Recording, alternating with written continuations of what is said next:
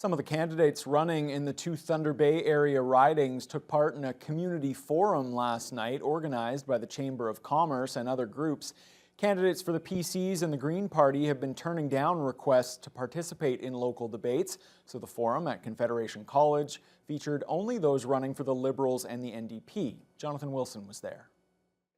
With no representatives from the ruling PC party in attendance, it made for a very polite evening at the college lecture theatre, with no verbal attacks by the NDP or Liberal candidates against each other. This community forum was not set up as a debate, but rather as a Q&A with questions posed by representatives from the area Chambers of Commerce, the Anishinaabe Business Professionals Association, the Thunder Bay Real Estate Board, and questions from the public that were submitted to the Thunder Bay Public Library.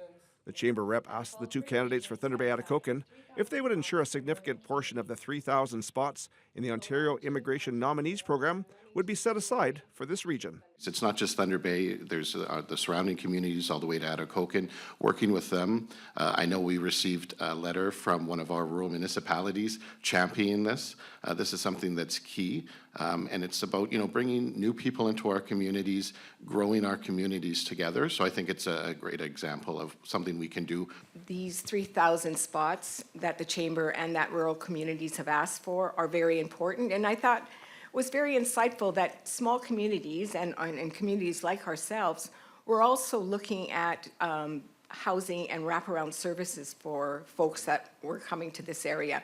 We have the capacity in a smaller community to do that sort of hands-on.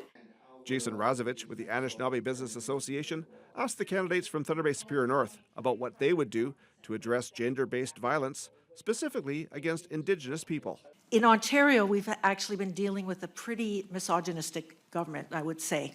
Gender-based violence has been difficult to bring forward and resisted.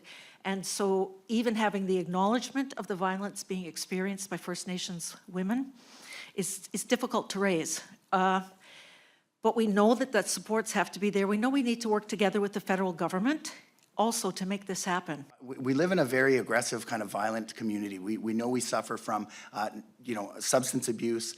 We also suffer from poverty, and both of those mixed together actually make for a terrible environment, especially for women and gender-based, people that are experiencing gender-based violence. We absolutely cannot do this without provincial government help. The Liberal government will look at this very seriously.